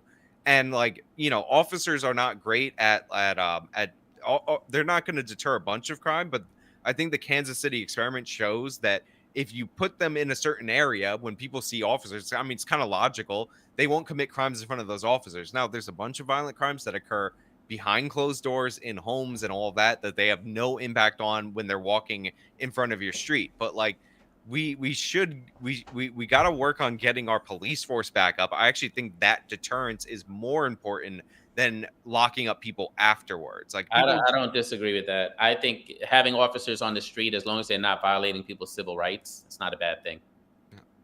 What do you think of the broken glass policy that Giuliani enacted back in the 90s? I think broken windows was just totally, broken windows. Yeah, it was just. I think it was a way to go into communities and do what he wanted to do, regardless. I'm just not a fan of it. Even if it works, I'm not a fan of it. I think that it just punishes you for living in a certain zip code. And I know a lot, like myself, I don't even have to say I know a lot of people. I can't tell you how many times I've been thrown up against a wall in search for no good reason.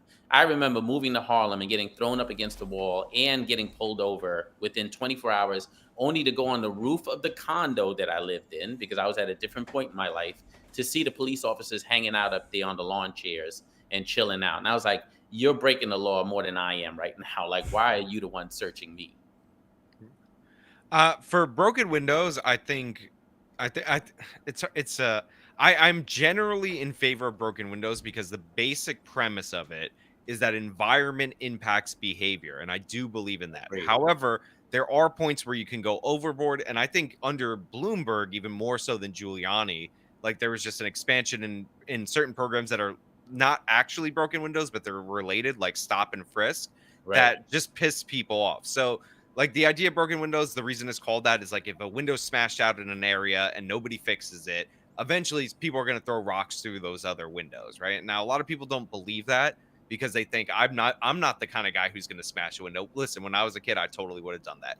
But like, think about it like this: if you took a bunch of garbage and you just dumped it in a pile in a park, and nobody cleaned it up for a week and you came back, that pile would be 10 times the size because people think in their head that's where I throw my trash. So the idea of broken windows initially, which was to target not every low level crime as it's been represented, and by the way, officers are now doing, was to target low level crimes that might lead to bigger crimes. So a big one, and this came from Bratton, was fare evasion. People jumped the turnstiles, and this guy figured, hey, you know what?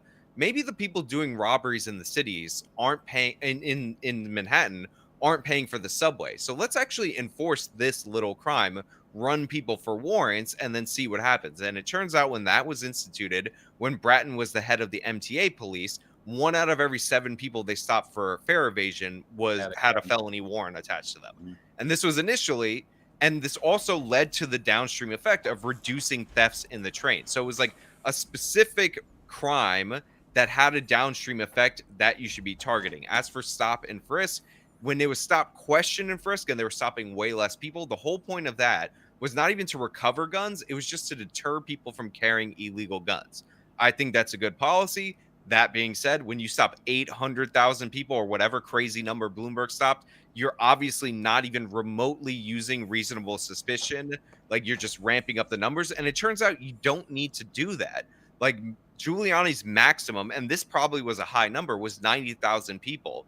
We didn't get like that much better yield under Bloomberg than under Giuliani for increasing it, but you did piss a lot of people off. And the caveat I would always give for any kind of broken windows or any kind of CompStat related policing where you send police to a targeted area is you have to remember why you're there. If you're there because there's a higher rate of homicide, a higher rate of robbery or whatever, then don't go look at people's registration tickets and write them tickets for registration. Like, don't nitpick them on how they parallel parked and all the things that piss people off in the community, because that's not why you're there. Like, a lot of times people end up hating the cops for like the pettiest things. And the reason and part of that is because the cops are there for something else, but since they're there, they're like, oh, I might as well write this ticket, I might as well do this and that. And then people feel like every little aspect of their lives is being policed, and that really pisses them off. And if you happen to be in a black neighborhood, they're going to feel like that's racial, like you're ticketing me because I'm black. And like, if I were in that position, look, I was wrongfully arrested when I was 12. If I told you the circumstances about a black child, people would assume that that was racist. But like, I felt like I was being personally screwed over, and I don't even have the racial angle to like fall back on. So like, I could only imagine how I would feel if I were a black kid in America and this happened in the context of my parents constantly getting tickets for every petty thing that just doesn't happen in other neighborhoods. So I would really harp on these officers that are supposed to be working on these specific crimes to give people a little bit of a break on the tickets and whatnot. Because I think a warning will turn somebody's view around for the cops. If you get pulled over for some dumb stuff that you're doing and you get a warning from an officer, you'd be like, this was the greatest thing ever. So like those little breaks matter. But overall, I've been pulled over a bunch of times when I was younger. I remember one time I got pulled over and the cop walked over and I said, why are you stopping me? And he actually answered me. He was like, this is a high prostitution area and we're stopping every car that pulls over on this block. And I was like, I mean, it was such a game changer. Like, that was the only time a police officer literally answered that question and the answer made sense. And everything else that happened in that process just didn't matter. I was able to go along with my business rest of the day, not even thinking about that interaction. Yeah. Honesty matters too. Yeah, it all comes down also, I think, to having a closeness with the police as far as there being like a local neighborhood police as opposed to there being, you know, some alien presence. I think that's also going to matter for a lot of these things, especially when the police build up some kind of a repertoire with the neighborhood. But I don't really think that that's the situation we're in right now, which brings, again, this idea of, as far as saving people, especially the vulnerable people goes, we talked before about El Salvador. Obviously, that's a very extreme example given the circumstances Sean talked about. But then the question still is, when it comes to people who have some kind of a very powerful deterrent in, let's say, various places in the third world, for instance, where you would have some kind of a dictator. And again, I am like the last person to advocate for a dictatorial system. What I want to do is figure out people's psychology here and try and understand what would be the equivalent of, let's say, again, going back to Gangs New York, which we talked about, that scene where Bill the Butcher put his prized clock, or like the pocket watch, on top of the pole, you know, in the 5 points, knowing that nobody is going to dare take that watch away from that place because they know what the repercussions are. And I feel like, looking at history, what ends up happening in most of society throughout the world is that in places that do enforce like this very strict iron-fisted order, then everybody's just scared to death of, you know, like picking like a candy bar off the shelf. And obviously those are extreme examples, but then if those are the kind of things that end up working to keep other people safe, what can we possibly learn from that kind of psychological state where you're that scared to pick up, you know, like a little bowl of candy because, you know, like, oh, for example, like there was that video recently of this family that was picking the Halloween candy from the family, and instead of taking like one piece, they took all the pieces. And not that I'm comparing that to a lot of the crime that's occurring in the cities, but if it's the same kind of mentality of, oh, if I can get away with this, then why not? Versus for that same person, if we're not talking about reform yet, if we're not talking about there being a good person in their lives who can, you know, get them to think about this another way, if we're just talking about people as they are right now, would there have to be some kind of a deterrent in their minds that it's so extreme? If I pick up one more piece of candy, then something really, really horrible is going to happen, so I won't. I mean, you said you were born in Russia, right? Born in Russia, in St. Petersburg, but I came here when I was 4, back when it was the bad old days in New York City as far as the crime rate. My grandma, she got mugged while walking, you know, in the streets of Brooklyn. So, yeah. I'm sorry that happened to your grandmother. I'm having a hard time processing a question that is around how much fear do we have to instill in human beings for them to not engage in criminal behavior, as opposed to I'll take us full circle in the conversation. Norway, a very wealthy country, where people actually rarely engage in that behavior for a different reason, because they live a pretty comfortable life. They know they're going to have a safe place to rest at the end of the day. They know they're going to have access to education. There's a bunch of things. I'm not a socialist, but at the same time, if you're going to spend the money, you get a chance to decide where you're going to spend it. One quick addition to that, though, with Norway, from what I've read about Norway and Sweden and a lot of these Nordic countries, they didn't even have serfdom. Unlike, let's say, places in Europe, especially unlike Russia, because you were talking about, you know, me growing up in Russia. Russia is also one of those places where there's a lot of corruption with the police, a lot of crime. If you're associated with the government, you can literally get away with murder when it comes to those criminal activities. So my point here with Norway is that, from what I understand, it's an incredibly high-trust society initially. So when you have those kind of relationships when it comes to crime and punishment, then it's kind of like a chicken or the egg thing, right? If the society already is at that point, has been at that point for like hundreds and hundreds of years, then it's going to be way easier for that kind of system to be implemented. But I don't know. I'm curious what you guys think. Yeah, I'm a person who deals in hope. And so I think hope is important. And so I get what you're saying, that this country, for a bunch of reasons, it's hard to imagine us having a justice system that focuses on trying to meet people's needs as opposed to punish their behaviors. But I just got to believe there's going to be something better for us in the long term. And I'm willing to know that I'll be dead and gone before we get there, but that I'm interested in moving the ship 1 or 2 degrees so that it ends up someplace different. Sean, any comments? And then we're going to go to Super Chats, by the way.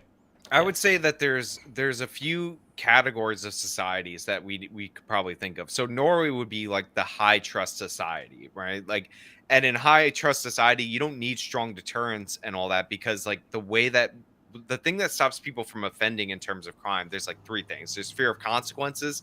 That's the bottom. There's fear of social consequences, which is whether or not your community will look down upon you if you're committing crime. That's the next rung on the ladder.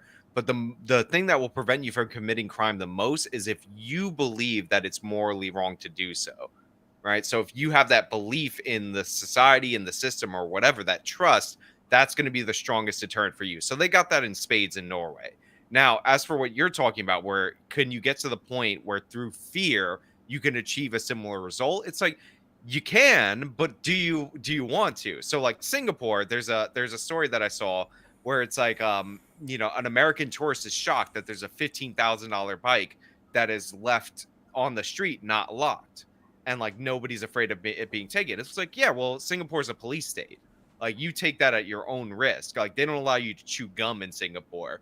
If you have an apartment building, like they're very concerned about like making sure every neighborhood or every apartment building represents the demographics of the country. So they'll actually dictate who could live there in like an affirmative action style situation, so that and not even affirmative action, it's just like they want it to be representative of the community. And most people wouldn't want that level of social control in their lives. And there's a bunch of other things that they do in Singapore that would not be ideal. I mean, they do execute people for drug dealing. So it's like, yeah, you could get there in terms of fear, but like it's going to be a police state, and it's going to be like the streets will be clean, sure, but like that's not a society that most Americans would tolerate. So like what I think a better or stronger goal is to raise the trust in our society, or raise the trust within certain groups in our society. Because one of the things that you notice is like if you think about like why Asian people are successful, or like Koreans, like I live in a Korean neighborhood, why Chinese people are successful, why Jewish people are successful, is they have a lot of high trust within their community. Like I'm Irish and Puerto Rican. I'm not going to go anywhere, Irish or Puerto Rican neighborhood, and get people from within the community to pool money together to invest in a business just on the trust. We don't have that. It's just not something that we're about. But like my Korean friends, they can call a cab, that like one of these unlicensed cabs, and if they speak Korean over the phone, like they got two sets of cars. They got the cars with the TLC license, and the ones without the license. So when they call and speak Korean, they send the ones without the license, because they're like, oh, our Koreans aren't going to snitch on each other. I have friends that are Chinese. When they go to Chinatown, I don't know if you guys are aware of this, if they speak Chinese to the person, they're not going to get charged tax, because there's Yes, like a little connection. I had a Chinese girlfriend back in the day that happened with like a pair of scissors, and I was amazed. What is going on here? But What is like, the secret world? But it's like that they trust each other, and like and you see that when they're starting a business or whatever. And the thing is, this actually creates like external like hatred of these groups, because they're like, oh, they're coordinating, and it's like shadowing conspiracy. It's like, no, like there is trust. It's like the idea, like I know where you come from, I know how you were raised, I know your values and all that. A lot of communities don't have that. So like if there is a way to kind of build up these communities to where they could first trust each other and then trust the broader society, I think that would be great. That's how you get to a Norway here. Like here.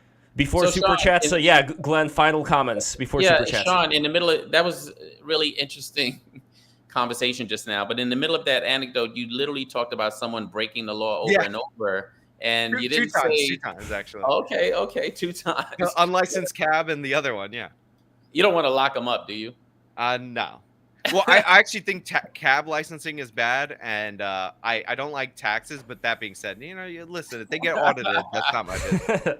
Okay, all right, noted. Look, I'm not saying they're perfect. I live in a building that was built by a very shady construction firm that like clearly was on these handshake deals. And like when I started looking in the looking for studs in the walls and noticed that none of this was aligned, I was like, okay, maybe we need to crack down on these people in some regards. Like, but it's good to know where you draw the line. Yeah. Yeah, there's this guy, by the way, Eli, the People's Guy, who I follow on YouTube now. He goes all. Glenn, are you familiar with Eli by any chance? I don't believe so. Very interesting dude. He goes all around. He's from Dominican Republic. He goes all around New York City, and he does these First Amendment audits where he just starts videotaping inside the location of like a hotel or something, and then the people usually come out and say, "No, you can't do that," and he can do that. It's his full right to videotape whatever's going on, and they can put privacy screens if they want to.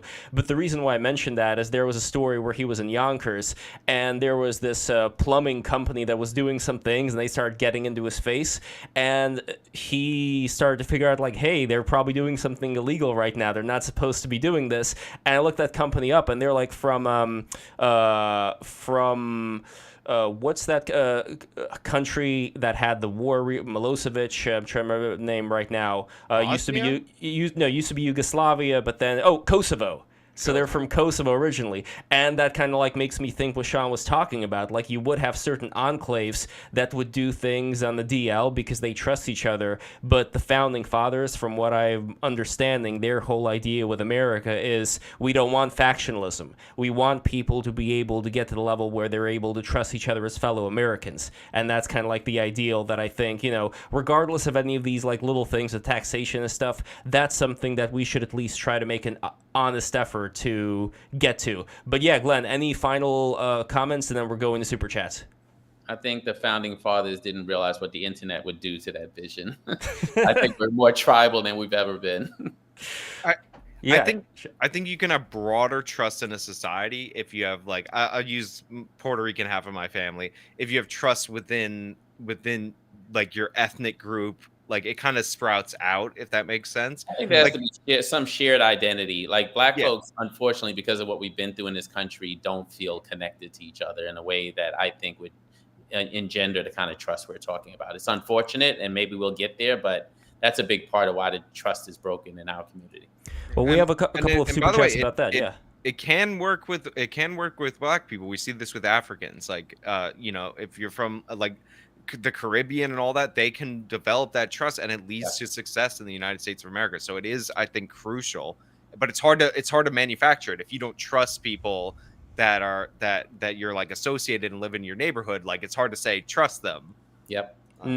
All right, guys, super chat time. And by the way, before the super chats, once again, everybody smash that like button, smash that subscribe button, click the bell. The bell is very important. Plus, I see all of you people watching, not enough likes. You got to get the like ratio up. That is very important. And lastly, patreon.com/breaktherules. Become a patron today. You're not going to regret it. You're going to have a lot of good stuff there for the $5 patrons. You're going to have access to the Discord server, certain locations that otherwise are not permitted for the non-patrons to access. You're also going to have MP3s of the episodes after they come out. We are doing more of these regular Patreon-only events. In fact, I'm going to do one coming up with a ex-Israeli Defense Forces guy, so that should be an interesting conversation. And one of my patrons is currently in the IDF, so if he's not in Gaza right now or something, like maybe we can talk and like figure out like what exactly is going on there. So once again, if you guys want that experience, patreon.com/breaktherules for the $20 patrons. I'm going to have live events in New York City as well as live events on the internet that I would love for you guys to be a part of. So go there, do that, and also Discord. Completely forgot to mention Discord. Break the Rules has a Discord server. Go to the Discord server right now.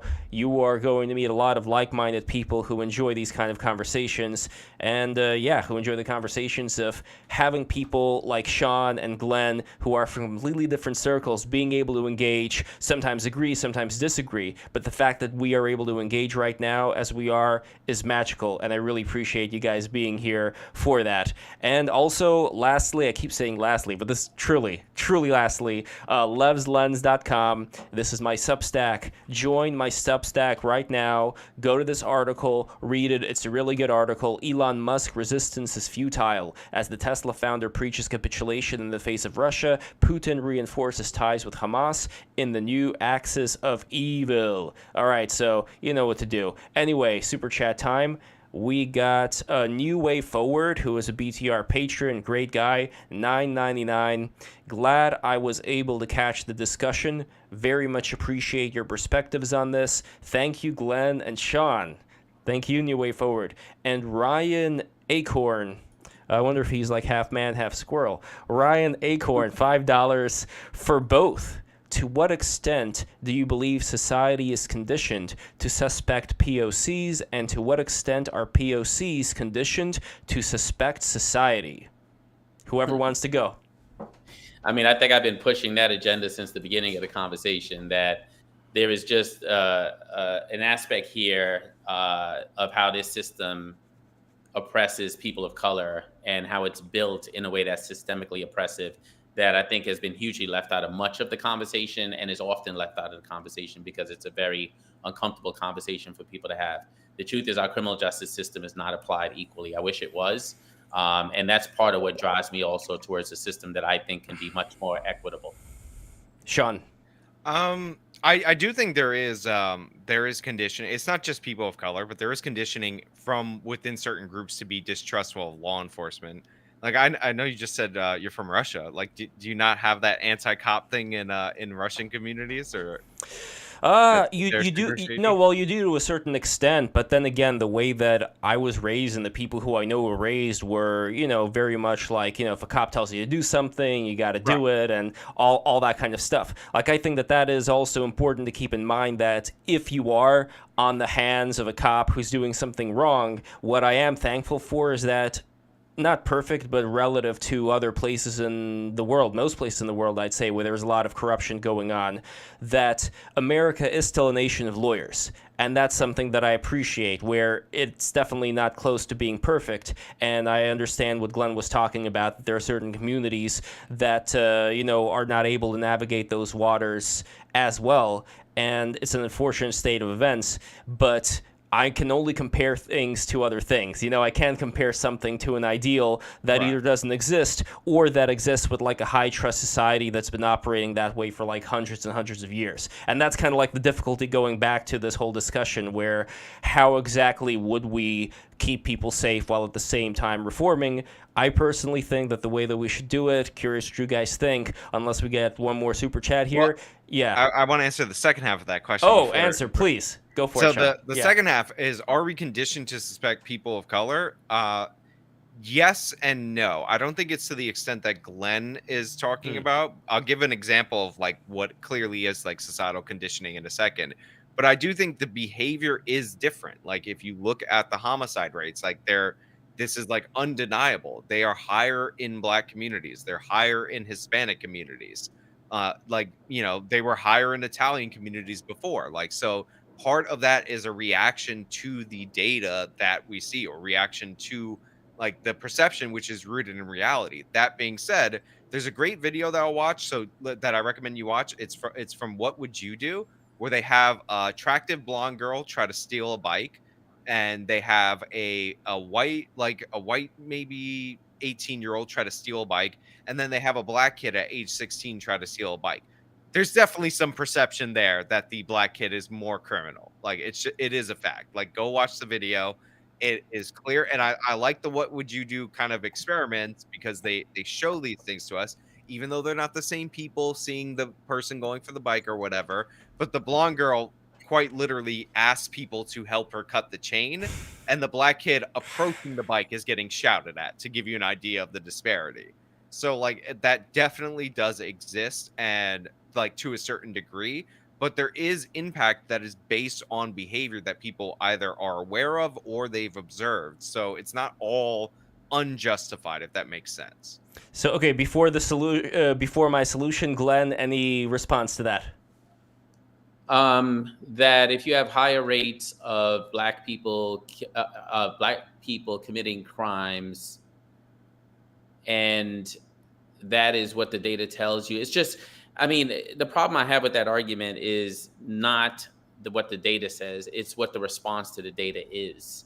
I mean, we right now see mostly white men committing serious crimes with automatic weapons, and we're not responding the same way we seem to be responding when it's in a black community and we're scared of what's going on in that community. Like, I just think that the response is way too heavy handed, doesn't follow the data. And it's not evenly applied when you think about policy making. I think we actually, so if you look at like the gun violence archive, and I actually don't think their metric for mass shootings, I think it's designed to inflate the number of mass shootings, right? But this is where you get like there's a mass shooting every day in the United States of America. If you look at where those shootings are occurring, that they're fine to count in order to bolster the numbers, they're disproportionately overwhelmingly in black neighborhoods. But the thing is, the ones that get the attention are the ones with the higher casualty count, to be sure. Okay. But because in the gun violence archive, they count 3 or more injuries in these shootings, Yep. which is why I don't like their count. But and if there's a what you call, if there's a and like in those, and I still think it's proportional. They are proportionally white shooters. Like there's 60 something percent white population. We're around 60% of the mass shooters. So like I do think those are outlier events. You can pay attention to that for sure. But the point I was trying to make about overall criminality, it's just like it's just something logical. Like if you're, let's say, if you take race out of it completely, if there's 5 16-year-olds on one side of the street, right, and it's the middle of the night, and on the other side of the street, and 5 16-year-old males on one side of the street in the middle of the night, they're crowding around whatever, right? On the other side of the street, there's an 85-year-old woman, right? You like if you were to pick a street to walk on that where you're less likely to be victimized by a criminal, chances are being by the 85-year-old woman, like by the numbers to an overwhelming majority, is safer than being by 5 16-year-olds.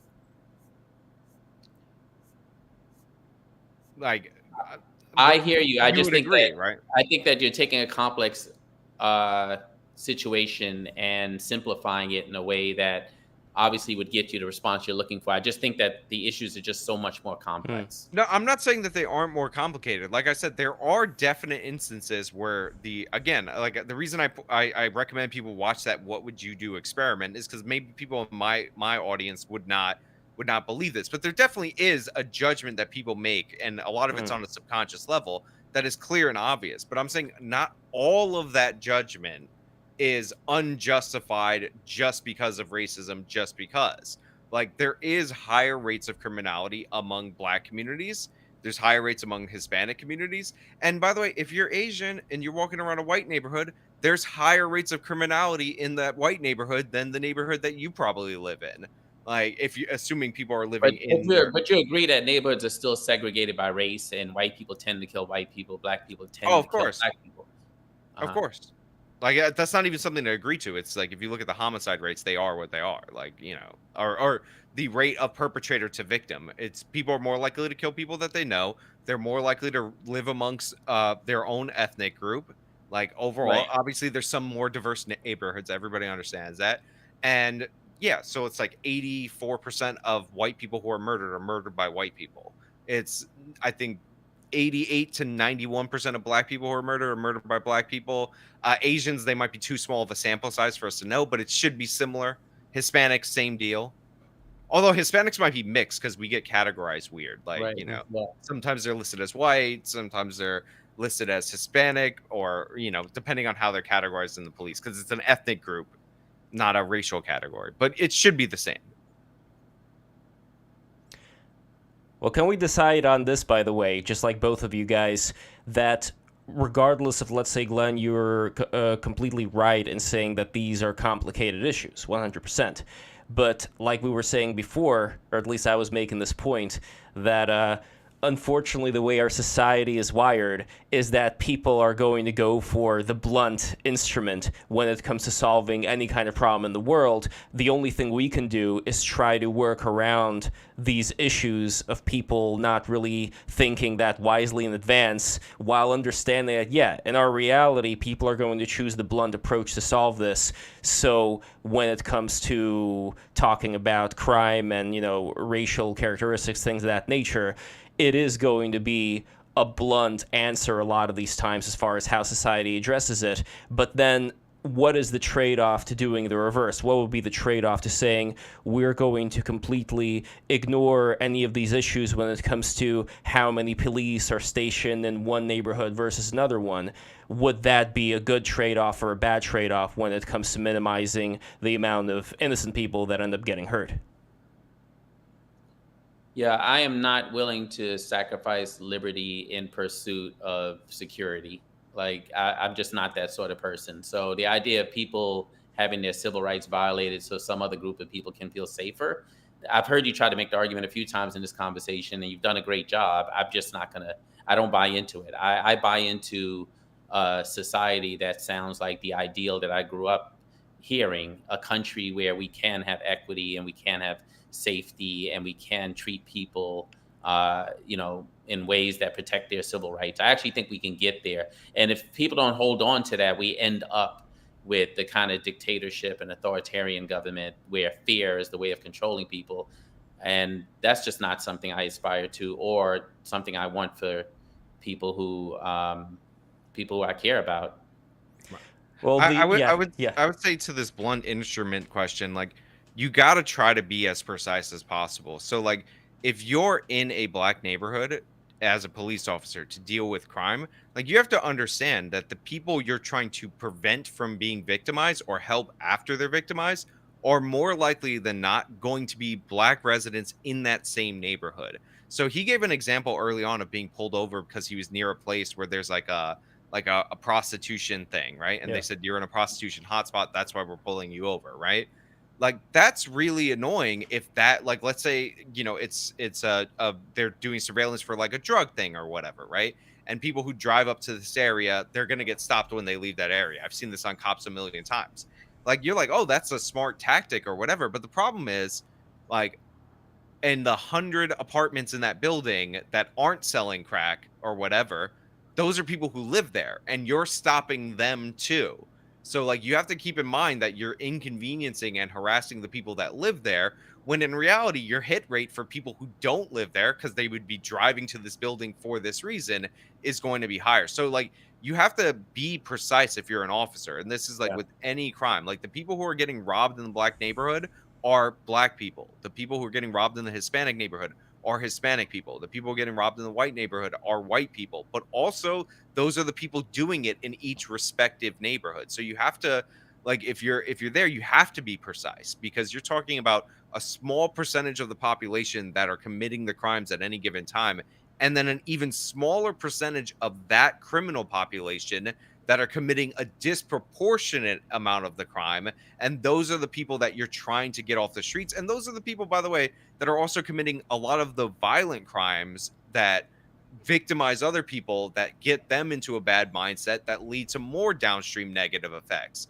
So like you do have to be precise. You can't just be a blunt instrument. No, Like but the it's whole point of yeah. data-driven policing is to be more precise, not to target populations, not as a pretext to target populations. No, you're absolutely right, and I think, Glenn, you would agree with the need to be as precise as possible. My only thing, which I keep coming back to, is people talk a lot about things that are good to implement, what you should do.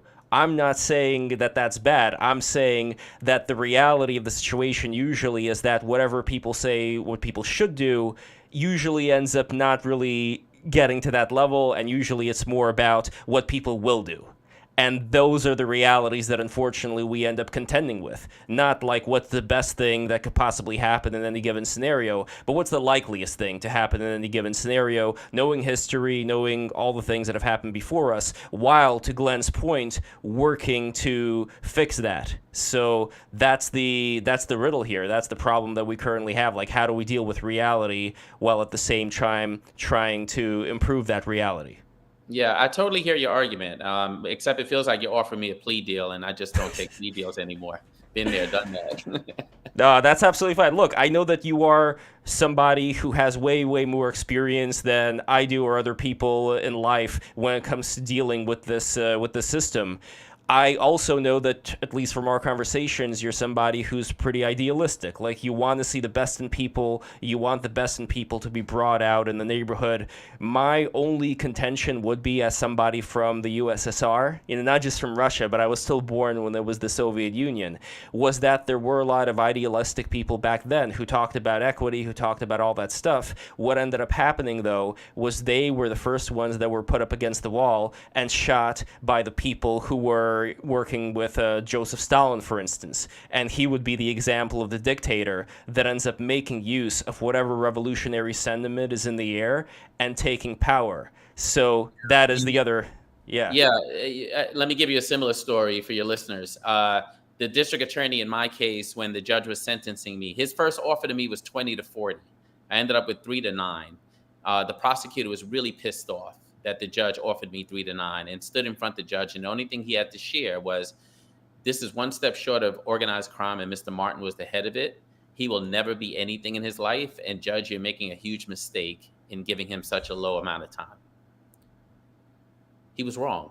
I know a lot of people in my community that if they're given an opportunity, they show up differently. So when you told a story earlier about dumping the garbage in the park and coming back later and seeing that garbage pile be much more significant, I have a problem with that. But the other problem I have is that you don't just deploy the NYPD. you deploy sanitation, you deploy anything. Like there's so many other resources you could deploy.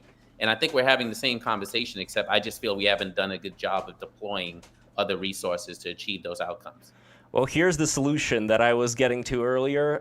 This is my proposition. So we could potentially work with, let's say, entities like the U.S. military, for instance, to have a Marshall Plan for the hood. And I know that sounds kind of controversial here, but when we think of what happened with Japan after World War II, and Germany and other places, when it comes to there being a lack of parental, specifically fatherly influence within a lot of black neighborhoods, for instance, I think, Len, that is something that we can agree on as a problem, right? I don't know. My father was a white police officer, bro. Well, That not specifically you as the exception. I'm talking about like the full.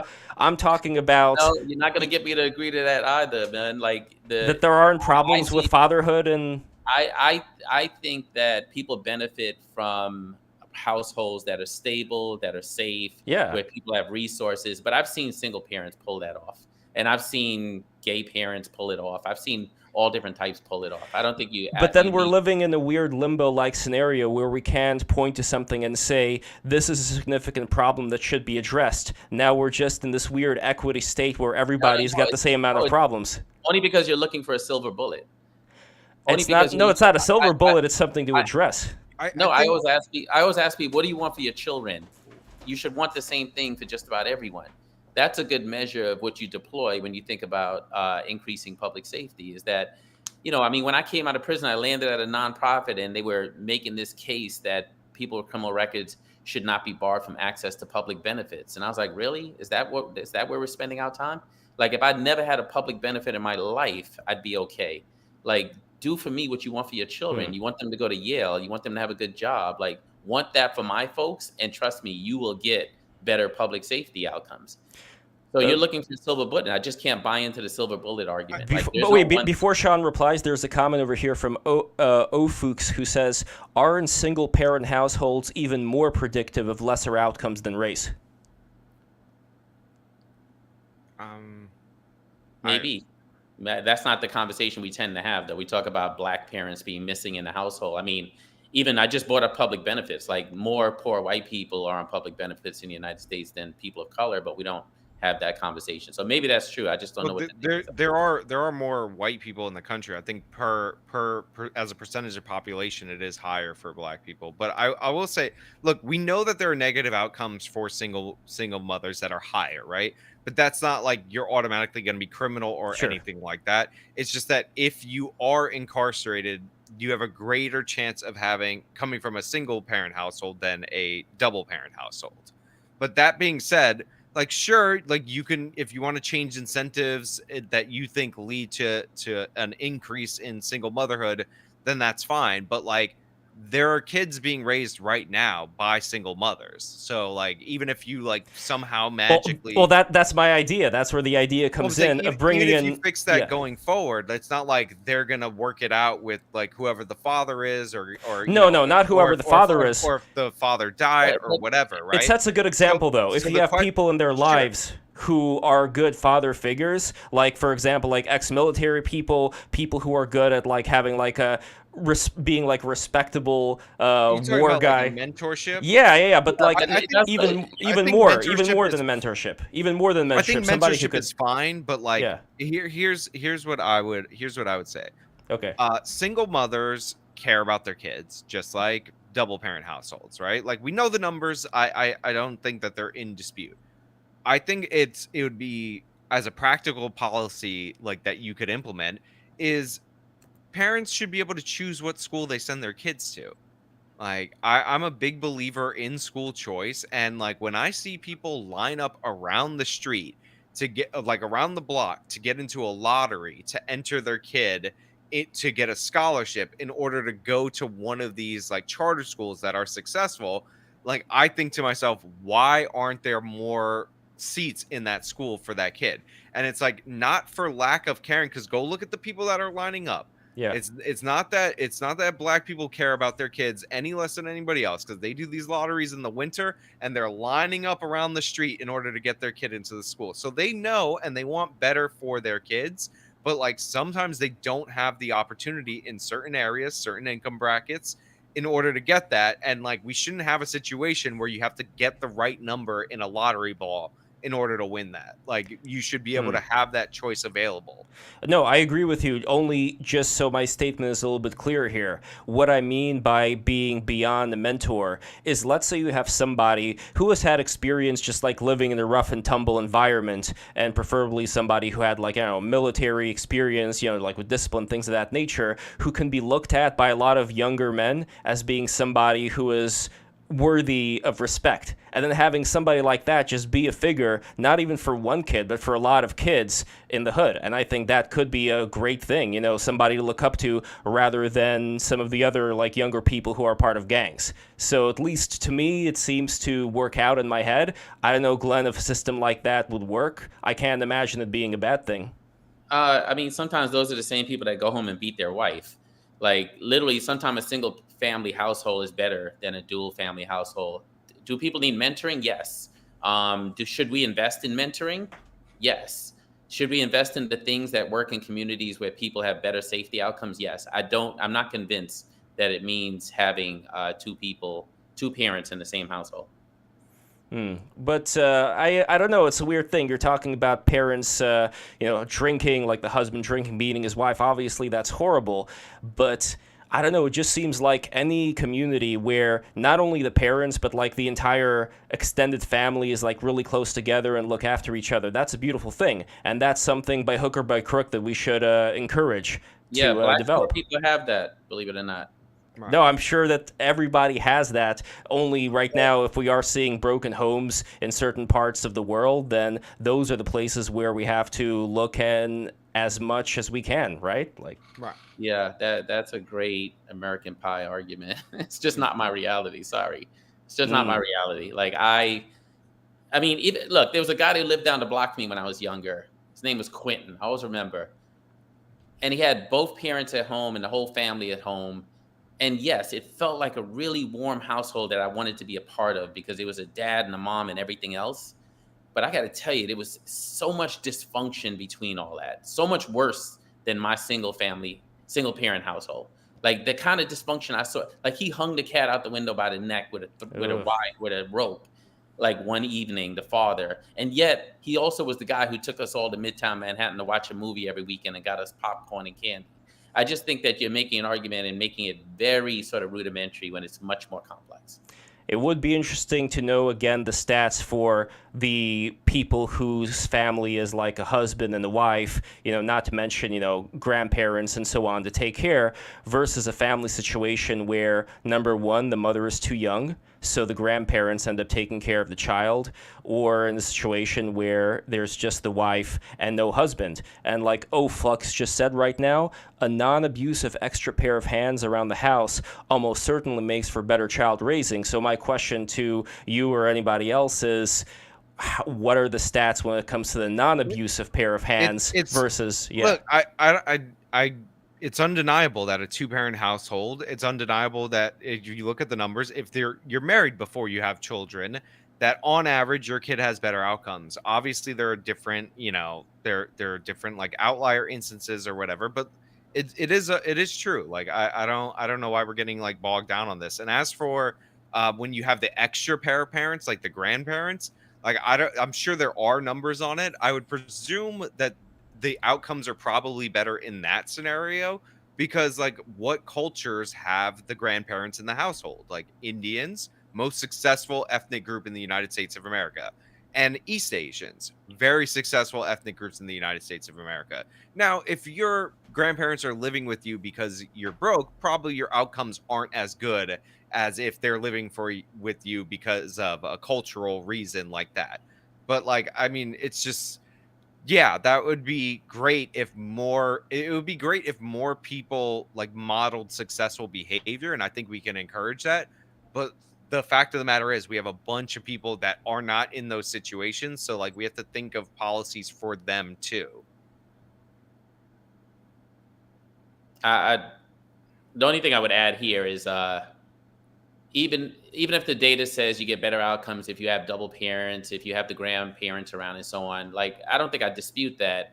I just don't know if the reason is just because they're around. There's a bunch of different things. They contribute financially to the household. They contribute in terms of, daycare, childcare. There's a bunch of things that they contribute that can be provided in other ways than forcing people into, two-parent household. But I gotta say, the whole daycare, child care, as somebody from the USSR, that's always been super creepy for me personally. When you have these politicians talk about like, oh, we gotta have more of these like, community as a village sort of things, and then you have like the worst losers in the entire world who are now in charge of your kids, as opposed to people who actually have an incentive in your kids, who are the ones that end up hanging around the most with your kids. Like that's kind of a weird thing for me when there's so much emphasis on these complete strangers who might as well be, employees of the of like the what's that place where you go for the cars? I keep forgetting the name. DMV. It's like you have DMV employees who are now in charge of your kid's life. And same thing with like public schools and all of these institutions where, personally speaking, I don't know your experience, but a lot of these people I find to be tremendously horrible when it comes to how they treat your kids, as opposed to how a family would. Again, data-wise, I agree. I don't doubt what you're saying is right. But now you sound sort of like one of those folks that are looking for a utopia. The fact is 50% of people in the United States get divorced. And so I don't think we're trending in the direction that you're describing. You sound a bit like me now. It's not good that we're going in that direction, believe me, but the fact that we see what is a better alternative to the situation now means that we, like you were talking about with your reforms, we should aim for that. But anyway, I think we are going to be concluding here. Any final thoughts, gentlemen? And also plugs. We got to plug away. I would just wrap up by saying that, I've been around 5 decades now. And so I've seen us at the height of locking people up in the United States, but I've also seen us enjoy almost 2 decades of crime being down and us thinking about what we could do differently. And the same way we got here by 1 million cuts, I hope that we have the appetite for getting out of it with 1 million Band-Aids, because I think we really got ourselves in trouble, and it was heavy-handed for certain communities, particularly communities of color. And those communities want to believe that they live in a country where if we're all moving towards equity and justice and all the things we say we care about, then we leave room for the idea of doing things differently. All right. And Sean, and also Glenn, where can we find you? All the plugs. Plug away, my friend. Cool. Mostly on Twitter, at Glenn E. Martin, GLENNEMARTIN, at gemtrainers.com, GEMtrainers.com. I'd say any of those 2 places, and you'll be sure to get a response. What is Gem Trainers? I run a nonprofit consultancy where I help people to fundraise around criminal justice reform issues, nonprofits. Excellent.